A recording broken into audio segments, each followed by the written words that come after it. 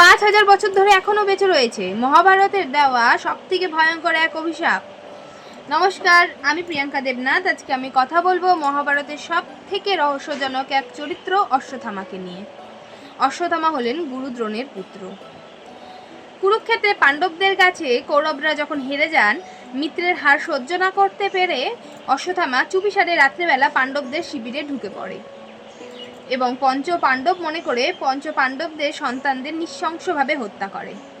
এবং শুধু তাই নয়, পাণ্ডবদের বংশকে নির্বংশ করার জন্য পাণ্ডবদের শেষ বংশধর উত্তরার পেটে বেড়ে ওঠা সেই সন্তানকেও ব্রহ্মাস্ত্র প্রয়োগ করে মারার চেষ্টা করে।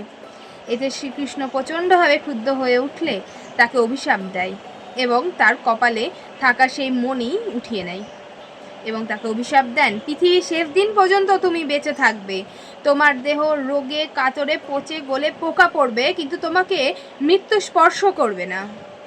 আজ অনেকে দাবি করে তারা নাকি অশ্বত্থামাকে দেখেছে।